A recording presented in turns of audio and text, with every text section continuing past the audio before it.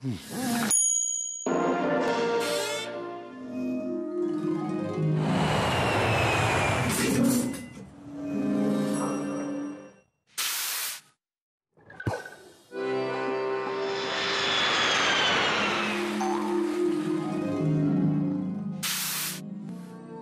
CFE, votre sécurité sociale jusqu'au bout du monde.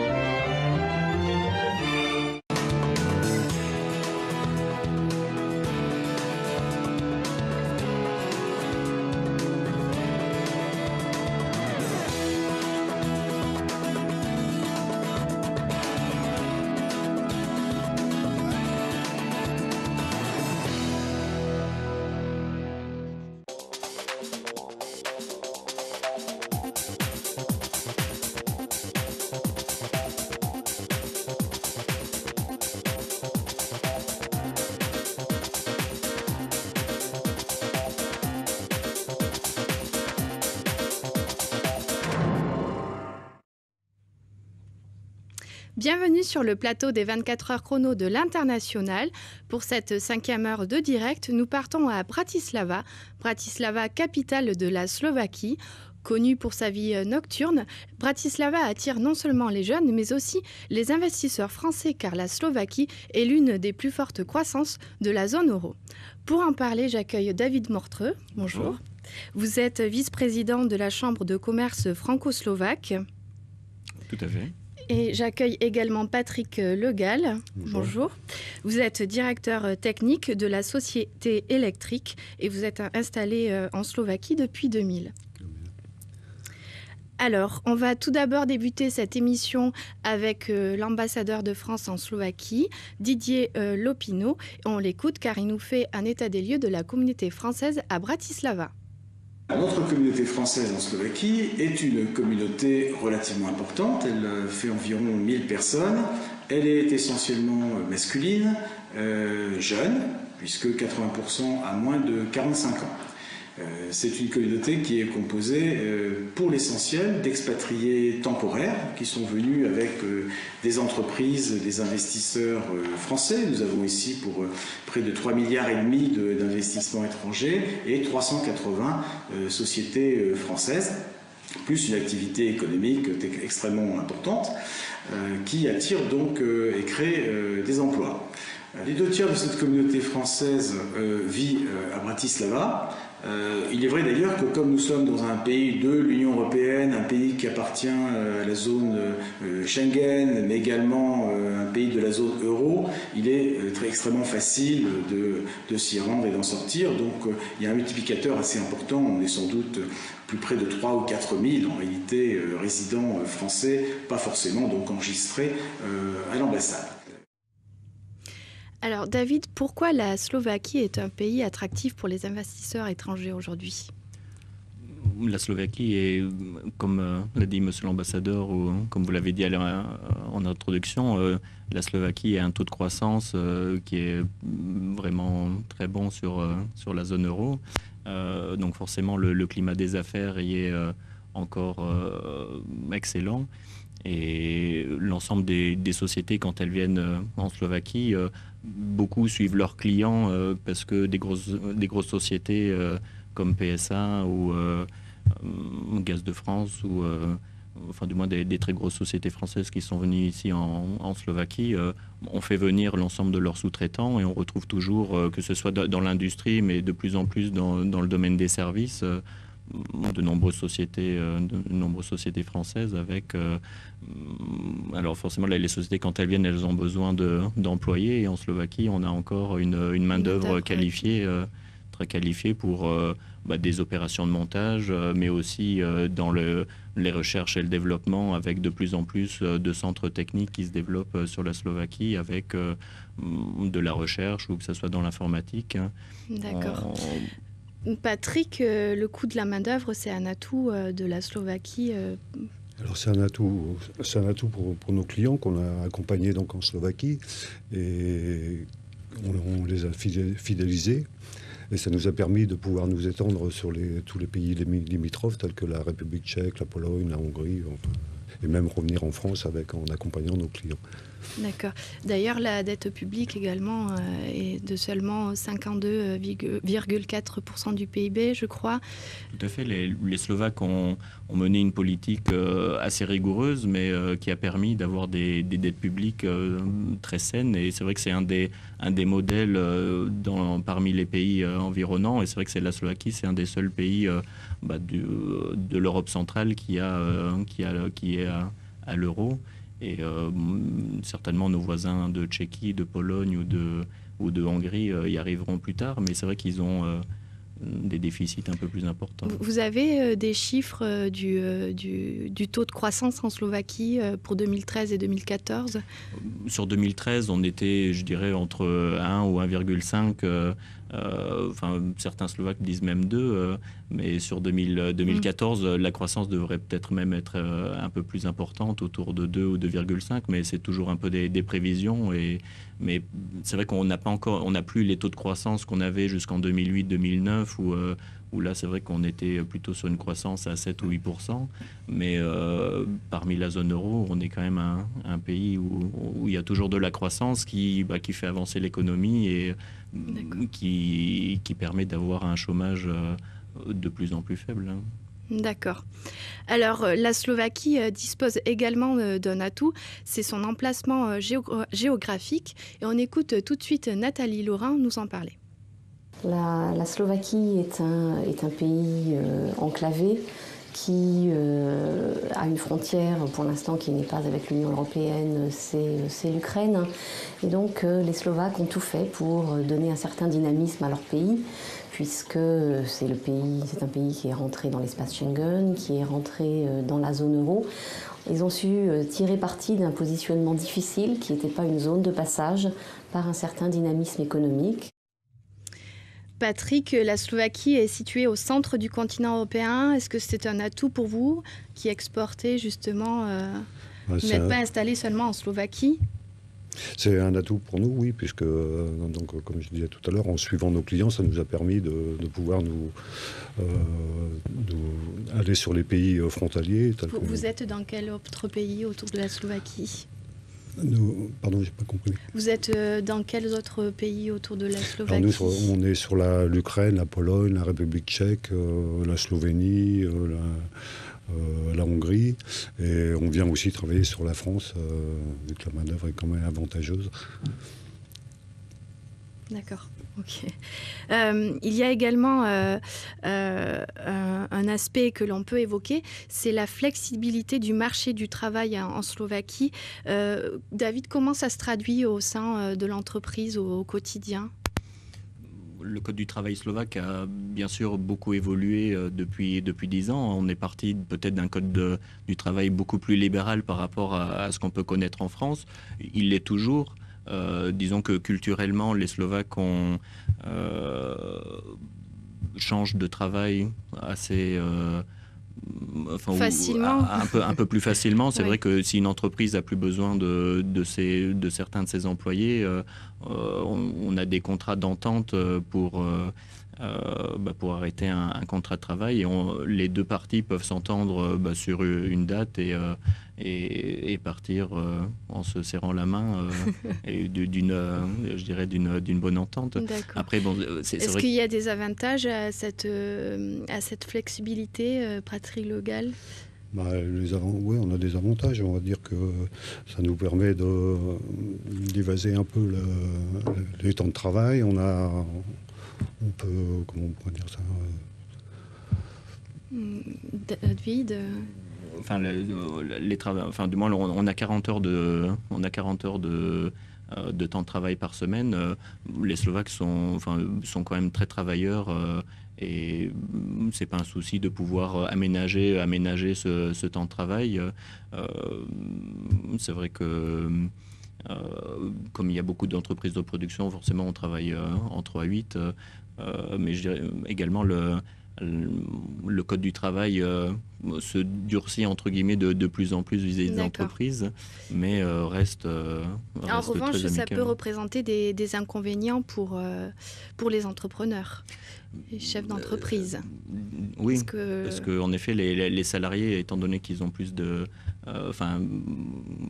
on peut partir du jour au lendemain pour en un effet euro de plus.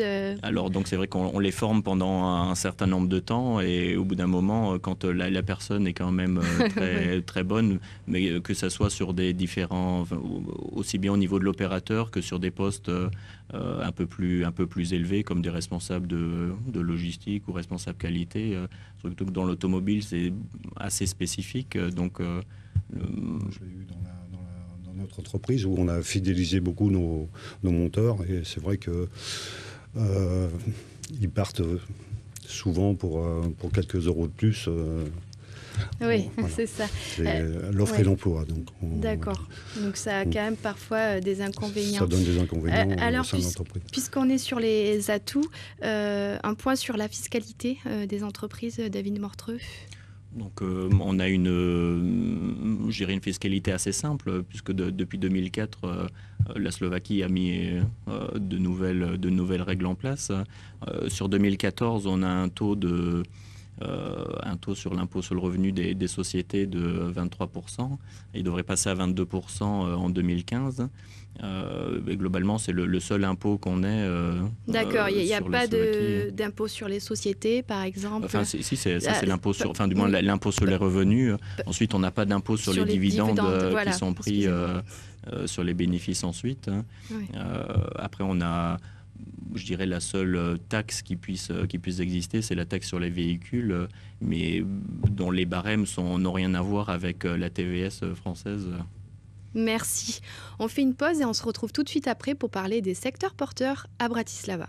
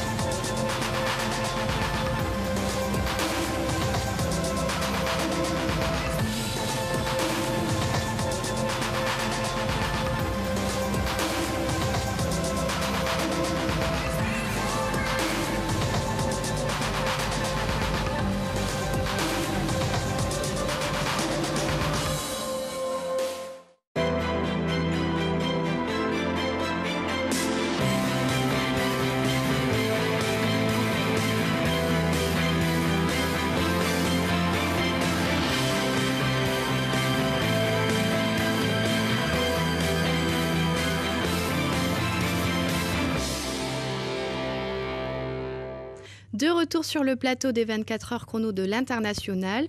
Nous sommes en direct des studios de TV5 Monde et on parle de Bratislava, capitale de la Slovaquie. Alors David Mortreux, quelles sont les opportunités de développement à Bratislava et en Slovaquie ? Je dirais que sur la Slovaquie, on a eu une grosse vague d'investissements liés autour de l'industrie automobile. Aujourd'hui, cette vague s'est quand même arrêtée et on a plus des investissements autour autour des services, et c'est vrai que c'est ce qui va se continuer à se développer. Service à la personne. C'est vrai qu'aujourd'hui, le service à la personne n'est pas aussi développé qu'en France, culturellement, ça vient aussi du fait que les gens s'entraident encore beaucoup entre eux, s'occupent encore de leur famille et aident très volontiers un camarade dans n'importe quel domaine. Donc c'est vrai que certains services sont pas encore développés, mais on voit de plus en plus, surtout sur Bratislava, des services, notamment pour des travaux dans la maison ou des travaux pour organiser un certain nombre de travaux. Et c'est vrai que c'est plus simple de donner les clés à une entreprise qui va vous faire ces travaux en s'assurant que tout soit bien fait. Après, l'autre domaine porteur, ça va être, je dirais, la partie géographique, comme on avait dit tout à l'heure. La Slovaquie est au cœur de l'Europe et on est une des premières portes d'entrée vers des marchés très très porteurs, peut-être dans 5 ou 10 ans, mais comme l'Ukraine. Et toute l'Est de la Slovaquie sera un formidable tremplin pour ces marchés-là. D'accord. Et la recherche et le développement également? C'est toujours dans l'actualité. C'est vrai que notre président François Hollande était venu en fin d'année dernière pour signer de nouveaux accords de collaboration avec l'État slovaque, justement sur la recherche au niveau des universités. Et donc c'est vrai que c'est toujours des thèmes très très porteurs. D'accord, très bien. Alors, pour négocier avec les Slovaques, il faut connaître certains codes. Et on écoute une vidéo de Nathalie Laurin qui nous explique un peu quels sont les codes en Slovaquie pour négocier avec les locaux. Pour négocier avec les Slovaques, il faudra prêter l'attention à la culture slovaque, mettre en avant la réussite de la Slovaquie au niveau économique, qui a intégré l'Union européenne en 2004 et qui est l'un des pays qui a désormais adopté l'euro. Donc c'est un point fort à mettre en avant pour flatter les Slovaques et aussi parce qu'ils ont quelquefois peur d'être un des derniers pays, un manque de confiance en eux. Ensuite, dans la négociation, il faudra bien sûr beaucoup socialiser, comme dans tous les pays de la zone. Les Slovaques sont extrêmement accueillants. Ils offriront du café, du thé, des boissons gazeuses, vous inviteront à dîner et il faudra à ce moment-là apprécier la nourriture slovaque. Alors voilà pour la théorie. Patrick, est-ce que pour négocier avec les Slovaques, il faut socialiser? Est-ce que c'est la clé de la réussite? Je veux dire qu'en Slovaquie, le relationnel est très important et il est vrai que c'est un petit pays, donc les gens se connaissent, se sont croisés déjà à l'université et on les retrouve après dans la vie professionnelle. Et donc il est très important d'avoir beaucoup d'amis en Slovaquie pour traiter les affaires. Alors après, les affaires se traitent comme en France ou comme partout ailleurs. Les affaires, je veux dire, les marchés sont normaux. Mais ça facilite les choses d'avoir des amis slovaques. Il faut prendre des cafés avant... Des cafés, boire une bière ou autre chose. D'accord. Est-ce que vous avez rencontré des difficultés quand vous êtes arrivé en Slovaquie? La première difficulté, vous êtes installé en 2002, je rappelle. Oui. Pour moi, la première difficulté, ça a été la langue, parce que le slovaque n'est pas une langue facile. Et donc, il est vrai que il y a une quinzaine d'années, les gens parlaient beaucoup moins l'anglais ou l'allemand. Et maintenant, la nouvelle génération parle facilement l'anglais et l'allemand. Donc vous avez appris le slovaque sur le tard? Avec mon épouse. Donc, ça facilite aussi les choses. Très bien. Au niveau de l'administration, est-ce que c'est facile de créer son entreprise? Nous, personnellement, pour créer l'entreprise, on a mis un peu plus d'une semaine, donc ça a été facile. On n'a pas eu vraiment de problème. Donc après, ça dépend dans quel secteur on veut s'installer. Mais j'ai pas rencontré de difficultés personnelles pour créer une entreprise. Il n'y a pas de barrière par rapport à la bureaucratie, David Mortreux? Ça s'est beaucoup amélioré. C'est vrai que depuis 10 ans, les administrations slovaques se sont donné des délais pour la création de la société. En effet, c'est 5 jours. Donc, à partir du moment où on donne l'ensemble des documents, au bout de 5 jours, vous avez votre société de créer. La Slovaquie est aussi un petit peu à la pointe au niveau des services sur Internet. Aujourd'hui, on fait beaucoup de choses administrativement sur Internet et même en effet créer la société en envoyant tout sur Internet.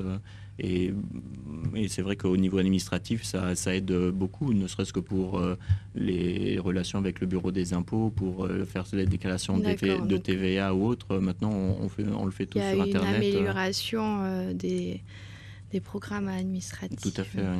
Et là-dessus, c'est vrai qu'ils jouent. Après, l'Europe a aidé pour financer un certain nombre de projets. Mais c'est vrai qu'aujourd'hui, on peut dire qu'ils sont à la pointe sur ces démarches administratives via Internet. Très bien. Alors, merci David Mortreux, merci Patrick Le Gall. On fait une pause et on se retrouve après pour parler de la vie quotidienne à Bratislava.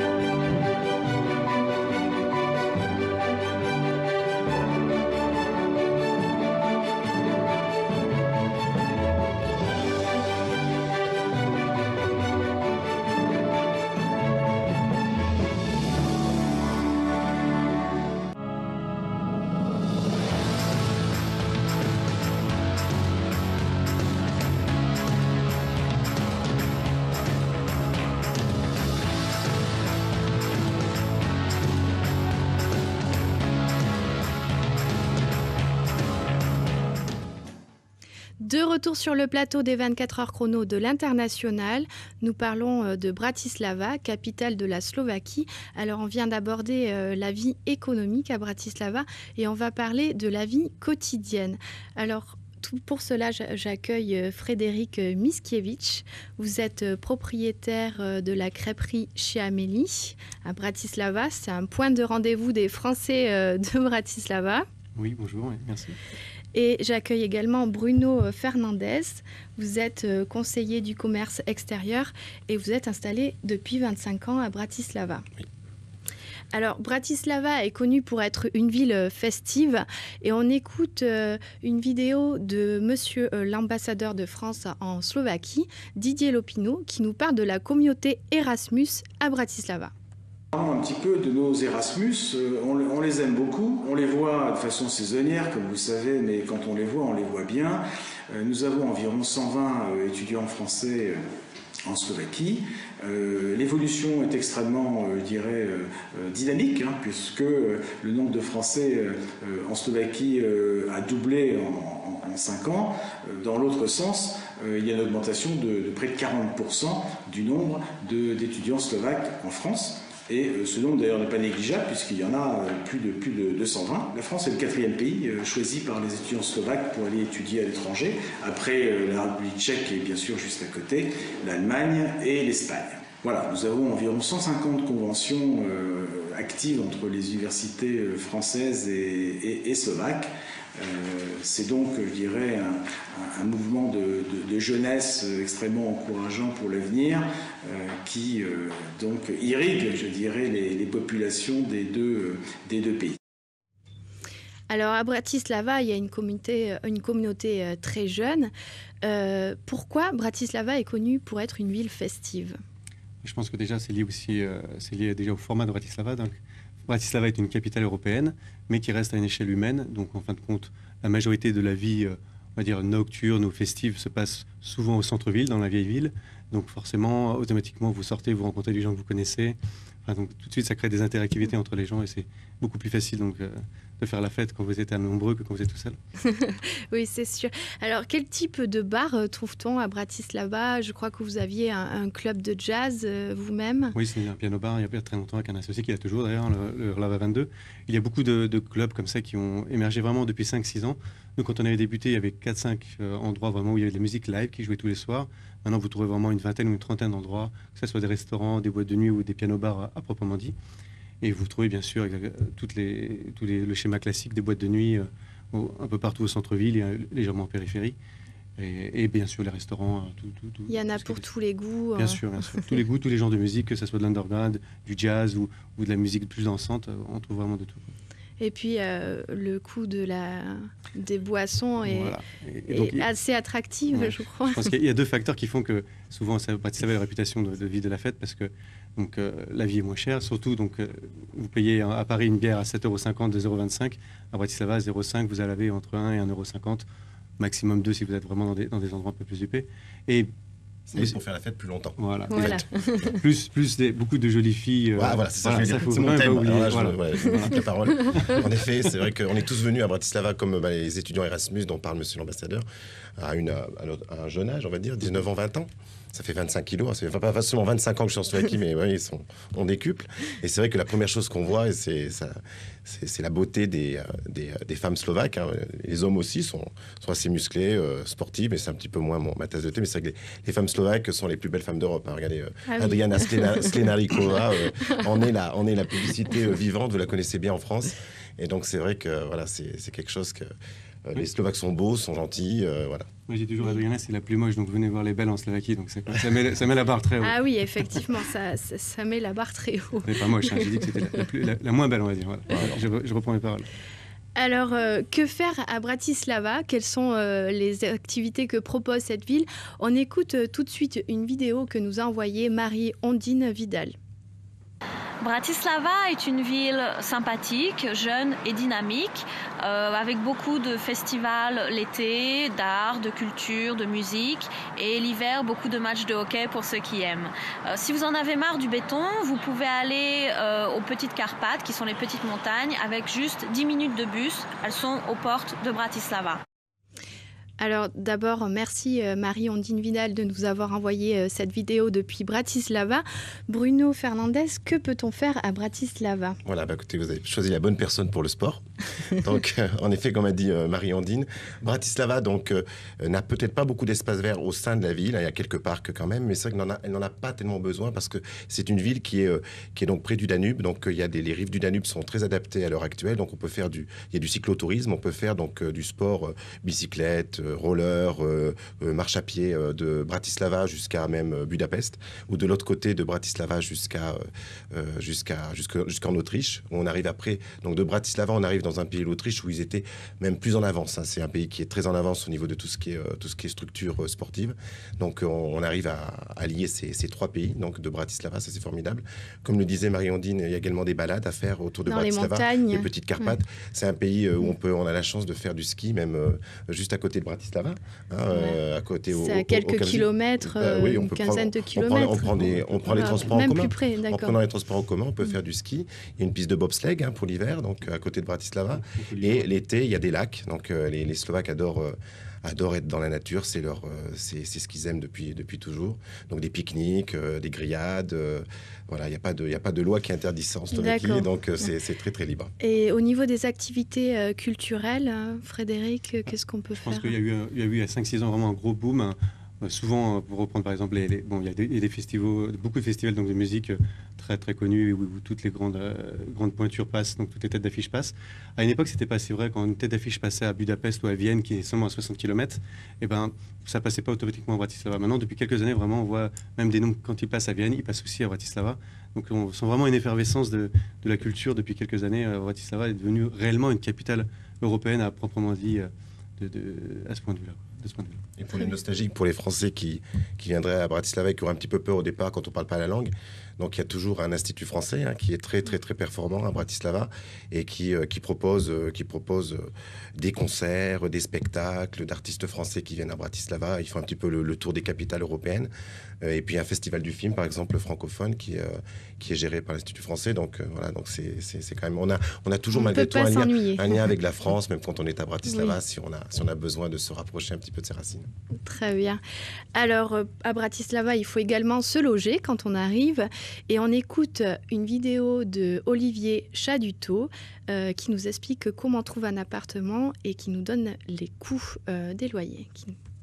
Bonjour Paris, toute l'équipe de AGS Bratislava vous souhaite la bienvenue à Bratislava. Une ville dans laquelle il fait bon vivre, une ville à taille humaine, mais qui n'est pas si bon marché que vous pourriez le penser.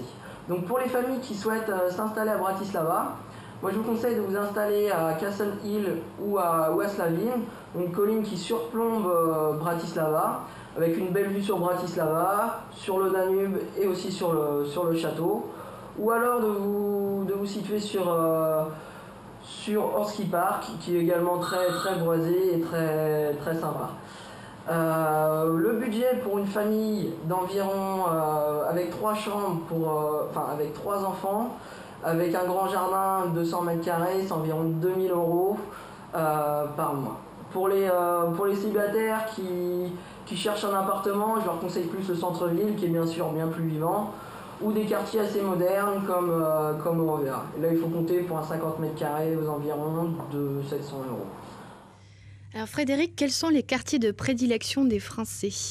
Je pense que bon, le quartier de prédilection, ça dépend le français de quel français on parle, mais ceux qui sont en famille et qui ont leurs enfants avec eux, donc il y a eu un petit peu toute cette installation de gens autour de l'école française, donc qui est un peu sur les hauteurs de Bratislava à la Match.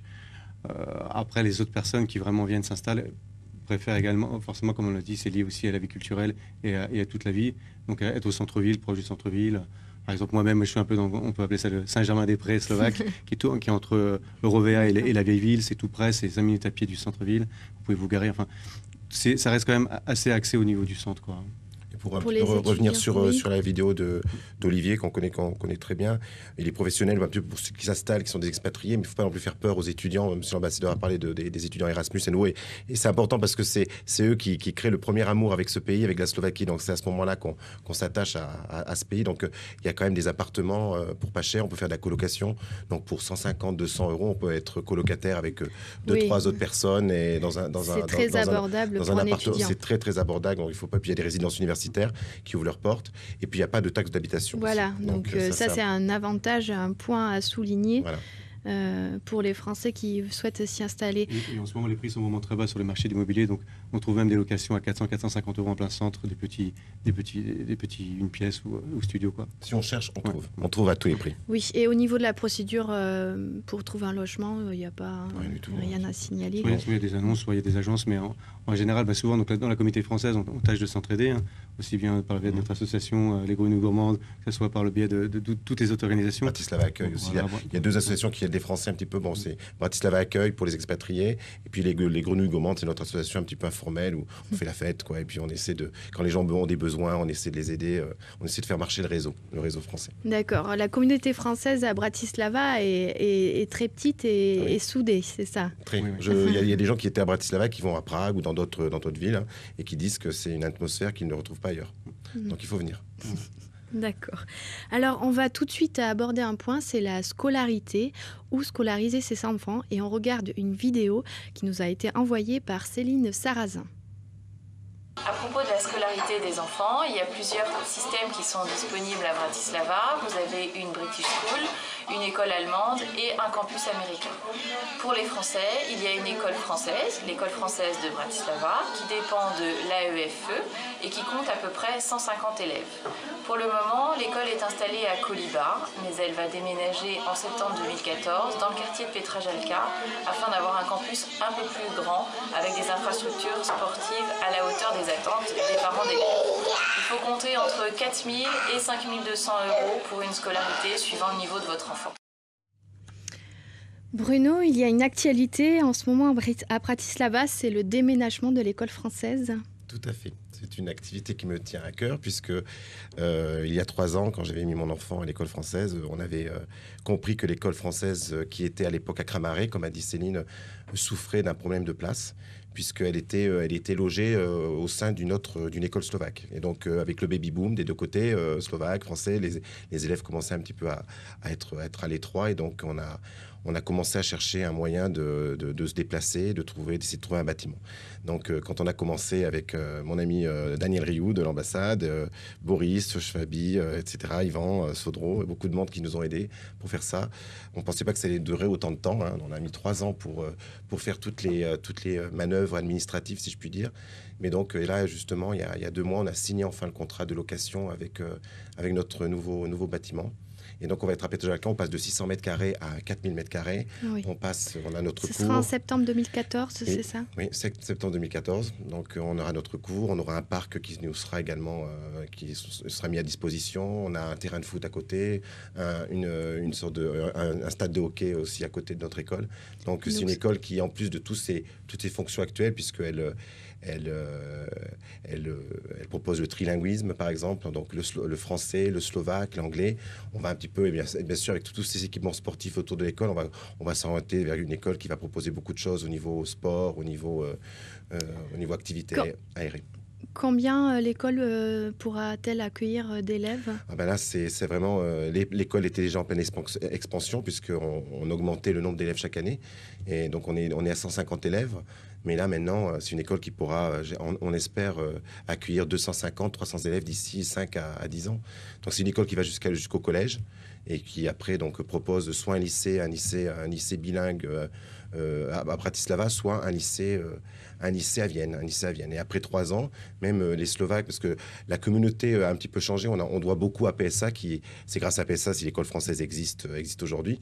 Donc, il y a beaucoup d'élèves français. Mais maintenant, ça s'inverse un petit peu. Il y a beaucoup plus d'élèves slovaques que de français. Et donc, les Slovaques, s'ils continuent avec ce lycée à Vienne, et s'ils ont une mention bien ou assez bien, ils peuvent avoir 5 ans d'études gratuites en France. Donc, c'est quelque chose qui motive nos amis slovaques également. Très bien. Avec une adresse en plus à la française, Marie Curie, ouais, c'est un bâtiment. on est à Marie Curie. Enfin, elle est aussi polonaise. Mais c'est vrai que ça nous a fait plaisir de trouver cette adresse, ce bâtiment à la place Marie Curie Sklodowska. Très bien, c'est le mot de la fin. L'émission s'achève. Merci Bruno Fernandez. Merci Frédéric Miskiewicz. Merci d'être venu sur le plateau pour parler de Bratislava. Merci à monsieur l'ambassadeur de France en Slovaquie qui ne pouvait pas être en ligne mais qui nous a envoyé des vidéos et qui nous ont beaucoup aidés pour le bon déroulement de cette émission. C'est la fin de l'émission sur Bratislava et on fait une pause et on part à Dublin et on reste en ligne pour les 24 heures chrono de l'International.